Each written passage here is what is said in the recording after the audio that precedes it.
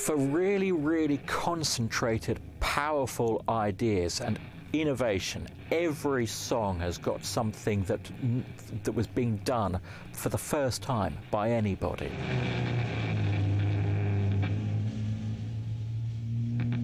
The great artists of the day were just constantly watching each other, leapfrogging each other, being far more inspired by one another than jealous of one another. It was a tremendously creative atmosphere, real creativity.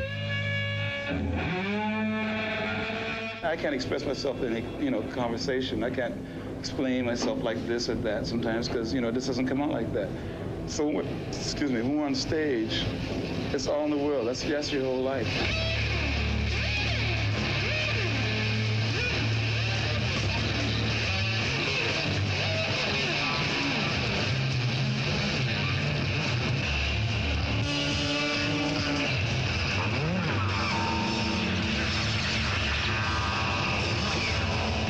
I want to clear something with you. I heard you use the expression an electric church as an ambition you had. Was this speaking metaphorically or poetically, or do you really want to... Well, let's see, I don't know. It's just a belief that I have, And we do use electric guitars. Everything, is electrified nowadays, Mm-hmm. So therefore the belief comes into, through electricity to the people, whatever. That's why we play so loud, because it doesn't actually hit through the eardrums like most groups do nowadays. They say, well, we're going to play loud too because they're playing loud.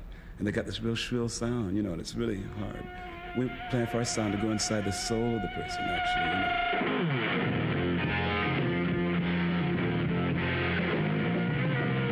It's just my personal opinion, between 67 and 68 are the real peaks. There was a lot of good stuff still to come, of course. But that period was like overwhelming with the quality.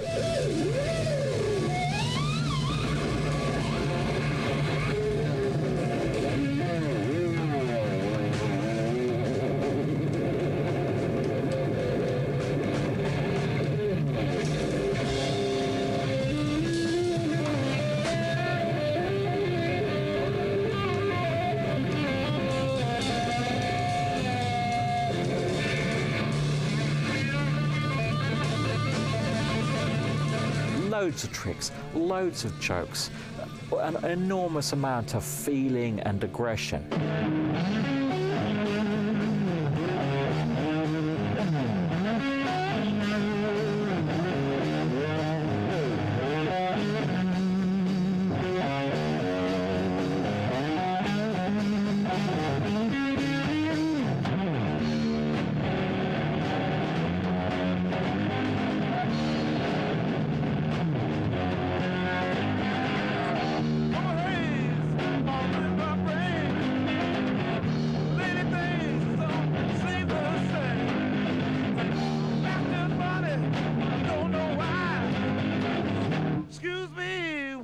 Kiss this guy.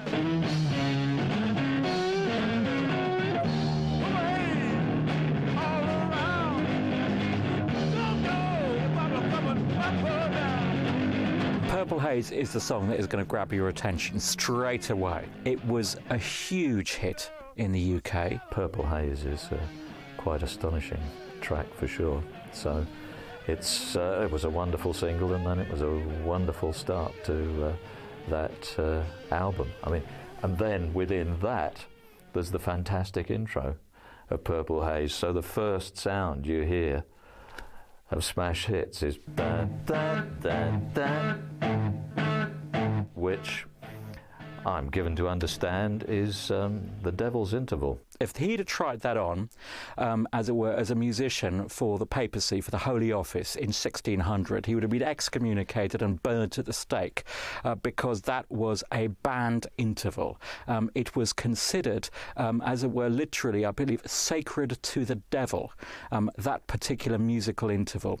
And when you hear it, you can tell what the Holy Office, the Inquisition meant by that. It is very, very sinister indeed.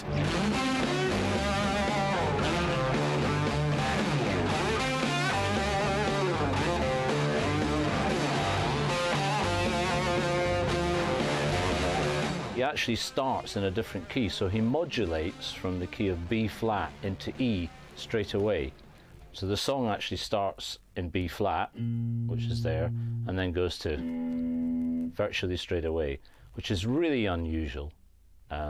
Certainly for the time, it's extremely unusual. And it showed you the breadth and depth of Hendrix's musical ideas. Incredible.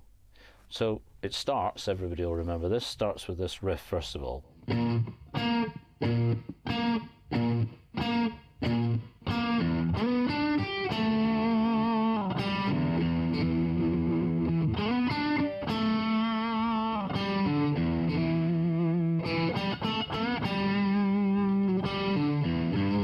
The thrust of the song itself isn't sinister. It's all about what Jimi Hendrix was all about, the idea of alternative realities.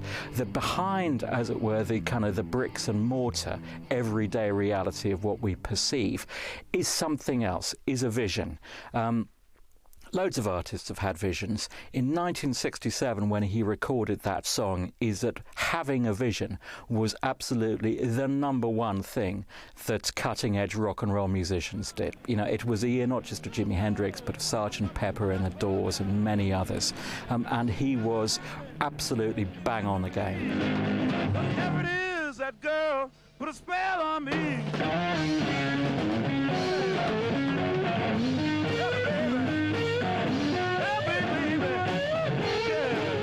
I think Hendrix has quite a particular way of writing. He is a very good lyric writer in at least in a number of songs. He does write very striking lyrics. And that song, which allegedly is pared down from a huge screed of spontaneous ruminations, sort of automatic writing kind of thing, which he did, I'm given to understand, in a dressing room in Ilford. Inspiring place, obviously. So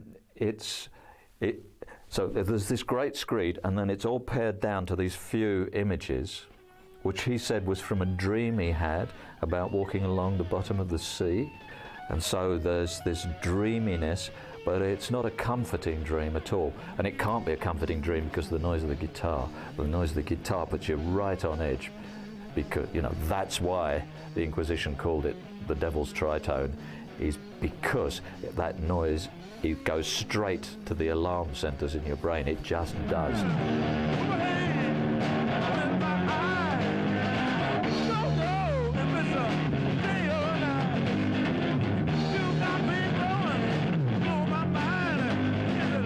Tomorrow or just the end of time.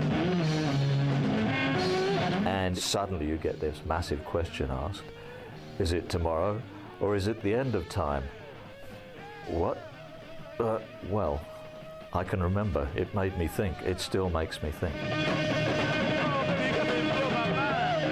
When he came to England, he saw all these guitarists who were stars, like Townsend, Clapton, Beck, Page, Green. He knew that he could blow them all off stage. You know, he was just so much better than they were. And so there was this real element of scene stealer, of showstopper about his guitar playing. Every solo is a classic. You know, there is no fat on a Jimi Hendrix solo, even where he goes into, as it were, complete freakouts or rave ups or anything. You never feel it goes on for a second too long. You know, every lick he leaves you wanting more every time.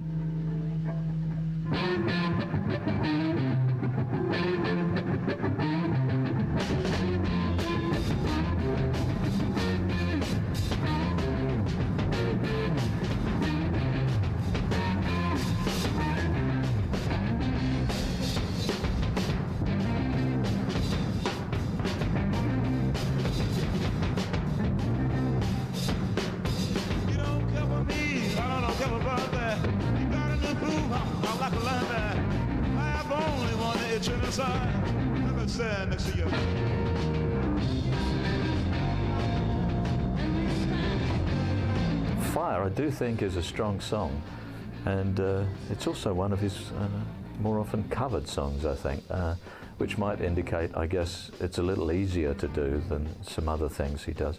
But I do like the rush of it. That's the thing. It's one of those songs where Mitch Mitchell, the drummer, contributes a lot to the feeling of it, and you get the feeling of both of them, and Noel, who is kind of, he's right there, but he's the least showy member of the Experience. There is this obsessive rush about it.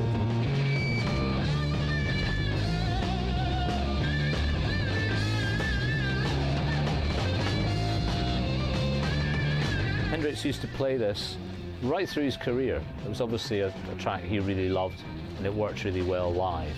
I think he was playing it right up to the end of his career, his live career. And what's interesting about this particular song is Hendrix, because he had an influence of blues and jazz in his playing as well, he uses octaves quite a lot, and this is something that he used throughout his playing. Obviously, in a three-piece as well, that's probably one of the reasons that you would do it, because it gets a fatter sound. And basically what you're doing is you're just creating two notes instead of one to play a melody. So in this particular case, and it's the sort of sound that you would hear more from a jazz player, but obviously he turned up the guitar so it was distorted. You say your mama ain't home and ain't my concern. Just to play with me and you won't get burned. Only one itch in the side. Let me stand next to you. The actual origin of the song is very typical of Jimi Hendrix, and indeed a lot of rock and roll writing at that time. It started off with just a stray comment in an everyday situation which was nothing to do with rock and roll. Christmas 1966, Jimi Hendrix was poor. First single hadn't been released yet. He was living in as it were, in other people's flats. He borrowed Ringo Starr's flat. He was being heavily subsidized by his manager, living with his girlfriend Kathy Etchingham. They were invited for Christmas to Folkestone by bass player Noel Redding's mum, Margaret. Christmas in London, and indeed in England, used to be a lot colder than it is now. And they had the old electric fire on. Jimmy got on very well with people's mums, and he joked to Margaret Redding, "Excuse me, can I get closer to the fire?" Because her dog, a German Shepherd, was actually slumped in front of it, stopping anybody getting closer to the fire. And Jimmy hadn't come, as it were, dressed for cold weather. He'd brought very few clothes with him when he came from America, and when he came from America, it was summer in New York. He'd bought very little since he came to the UK because he had so little money, so he was very thinly dressed for, as it were, a British Christmas. Hence he was cold, hence he wanted to get near the fire, hence move over Rover, let Jimmy take over. That gag in the song was just, he was quoting himself, asking if he could shift the dog over.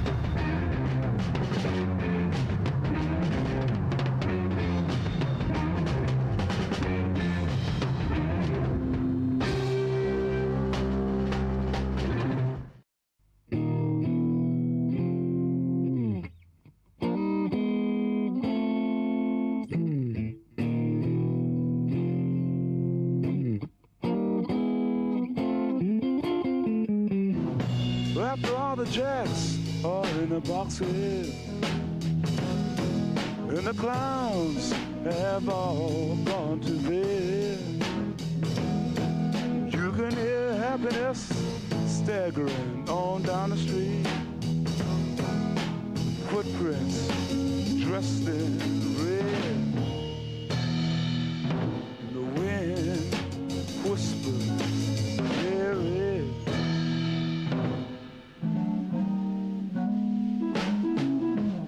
A broom is drearily sweeping. The Wind Cries Mary, well, it's obviously a very moody affair, slow and draggy, bluesy kind of feeling to it, and it's a slow, very powerful movement, one of those sort of most tidal feelings that Hendrix can create.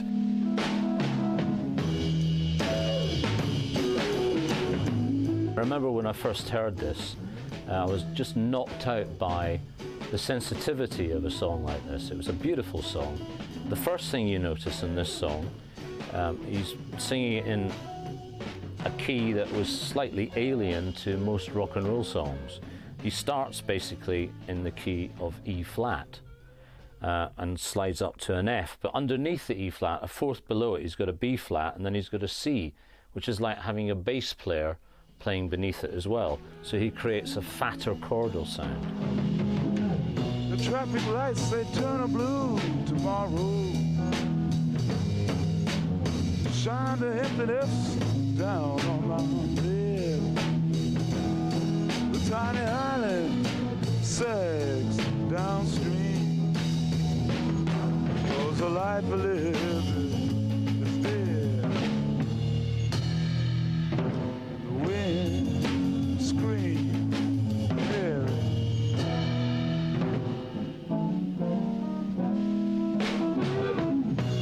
Will the wind ever remember? He recorded it in 20 minutes at the end of a session.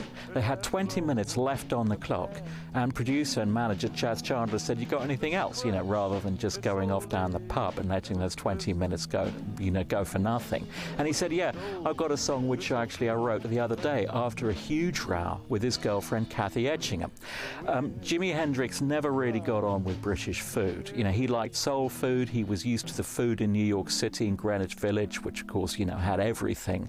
His girlfriend Kathy Etchingham had, before meeting Hendrix, had worked in the Golden Egg, Leicester Square, which was a kind of feeble imitation of an American hamburger bar. She was a rotten cook. Jimmy complained. Kathy, who is a really feisty lady, she went absolutely nuts, crockery everywhere, the whole place was a mess, leaving Jimmy there surveying the wreckage. And by then it was late, because they always ate late, and the BBC television, which was on, had closed down, leaving the test card with a little girl in the jack-in-a-box. All of these little details are in the song.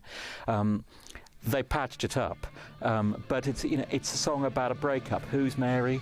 Catherine Mary Etchingham. It was her middle name.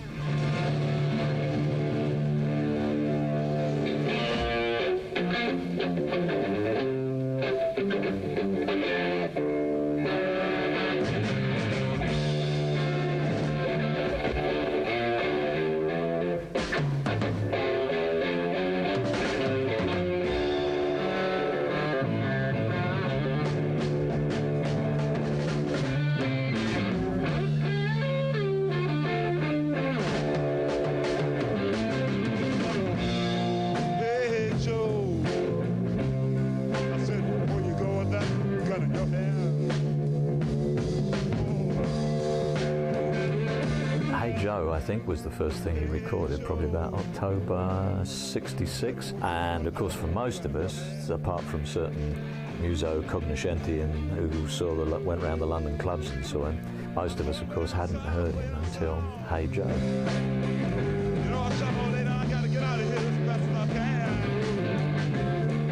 Hey Joe, written by a guy called Billy Roberts, a real mystery man, not known to have really written anything else. There are elements there of other folk songs from the 1950s, but it is a great story with great chords, and it had been picked up by, amongst others, a New York folk musician called Tim Rose, and he made an arrangement which slowed it down and made it quite heavy.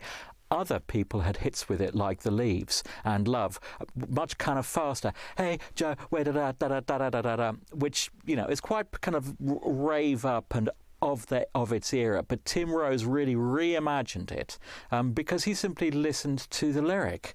The lyric is heavy. It's about somebody who's killed his old lady. You don't treat that as kind of like a fast pop song.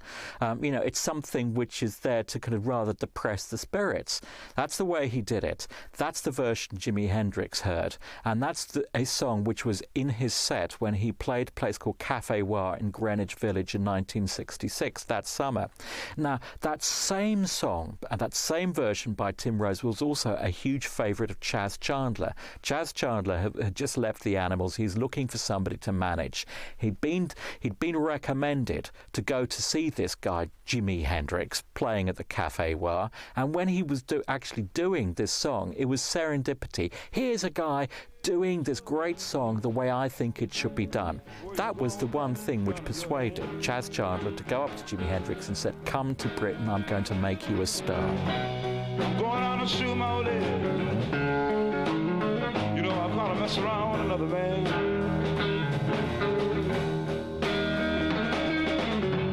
I'm going on a shoot my old lady.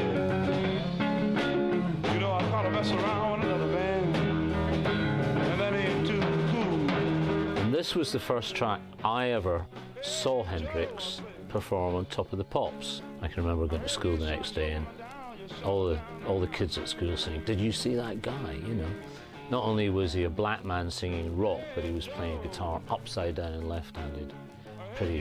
Pretty wonderful experience. And for me as well, because I'd already been playing a lot of blues guitar, or trying to play blues guitar, it was an affirmation of what I'd been trying to do. He was doing it. And I didn't realize there was somebody out there doing that sort of thing already. So he was streets ahead of me, you know. But it was great because it meant it gave me a goal to try and reach.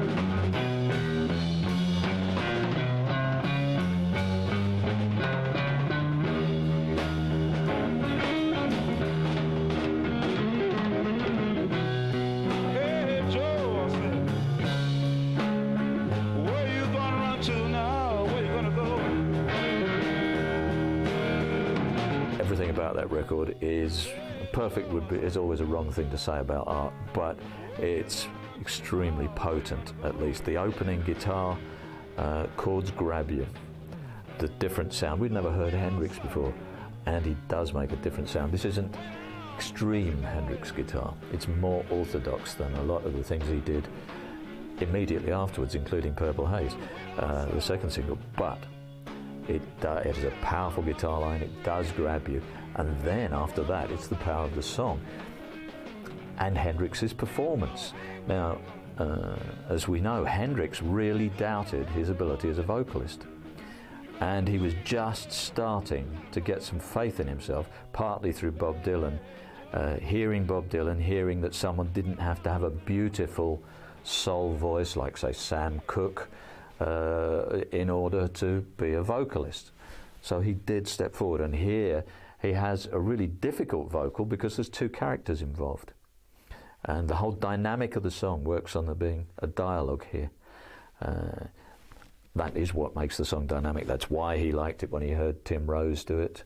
And he makes that work very well, I think. It's not like he does a funny voice to characterize the Inquisitor or Joe, but nonetheless, he does get that across. "Hey Joe, where you going with that gun in your hand?" "Oh, I'm just going to kill my old lady." "What? Hey, is that not a fantastically dramatic start to a song?"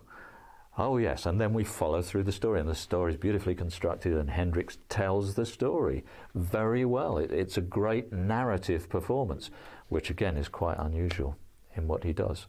And then, so we get the drama. "Hey, I shot my lady." He shouts that line out, you know, "I shot my woman." And then we work through to, he's off down to Mexico way, and they're not going to hang me, and all that kind of thing. I mean, it's a wonderful drama. His skill, in one sense, was finding the song, seeing he could do it, and then it's a great vehicle for an early Hendrix vocal, with Hendrix finding, maybe with that track, I don't know that for sure, but around the time of that track, that he really could sing in an effective way.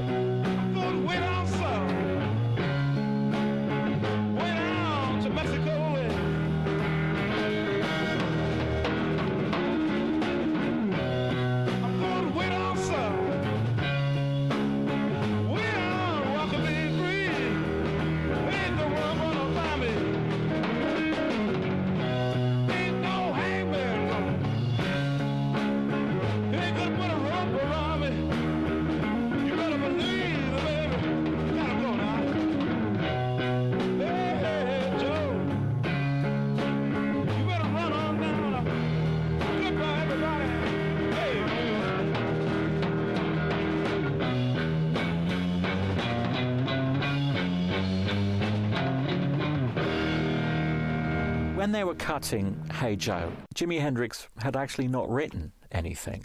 And Chas Chandler knew that the money was in publishing.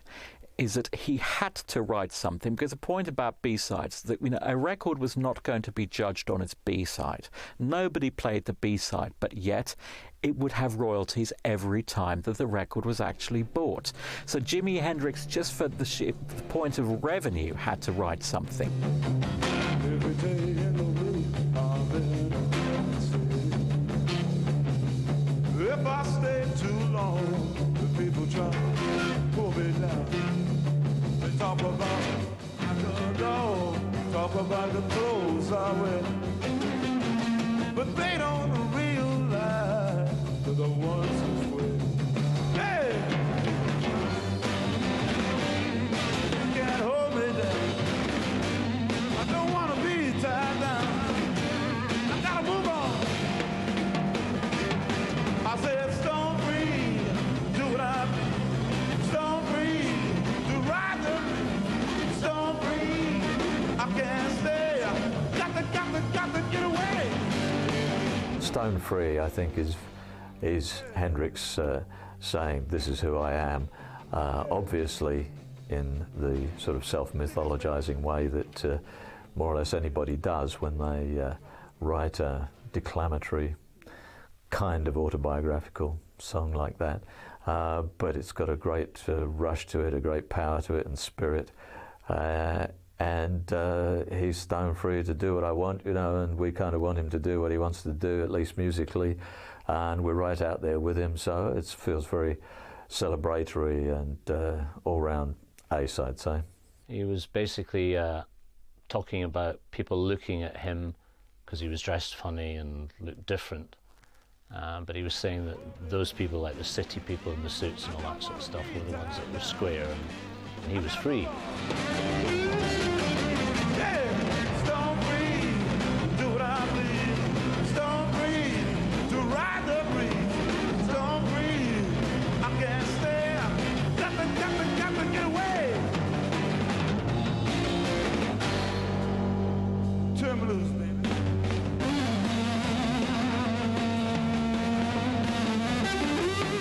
The Smash Hits has got a different track listing in the UK and the US. That's because they were released a year apart.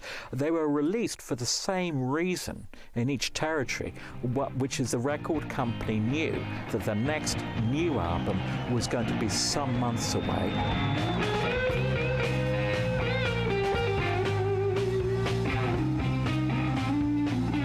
The reason that All Along the Watchtower wasn't on the UK album in April 1968 was it hadn't been recorded yet, but it had been recorded by the time in July 1969 that the US release came out. It is without doubt one of, if not the greatest ever cover version in rock history. So much so that the original artist, Bob Dylan, immediately started playing his song live the way that Jimi Hendrix had arranged it, and stuck with that ever since, which I think shows that Bob Dylan recognized that that Jimi Hendrix's judgment was absolutely spot on throughout.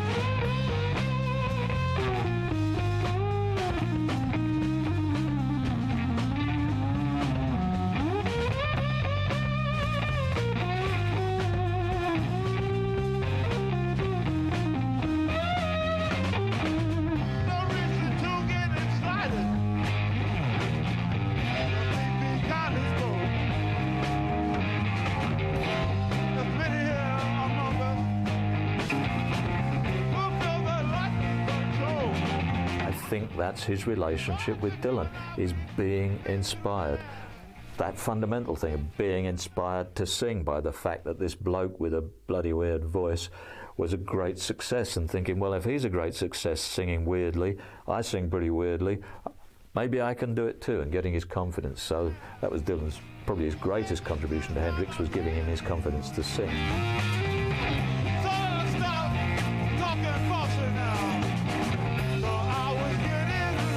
The original version by Bob Dylan, which is a kind of quiet, underkey, understated, sinister song, is really creepy and really effective.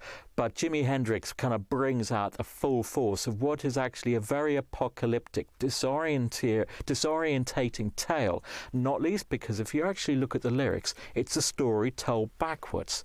And because a story is told backwards, there's that sense of dislocation. You don't know quite what's going on, but it's rather eerie. Also, the biblical language suggests that something very old and very cosmic and very judgmental is going on. This is something that Jimi Hendrix locked into straight away because, of course, he came from a background where, of church and so forth, like Bob Dylan's himself, and also he's a huge fan of Bob Dylan. He heard the record being played around about Christmas 1967 when it came out at a party and said straight away to Dave Mason, his friend, who played with the band Traffic, "I've got to cover that."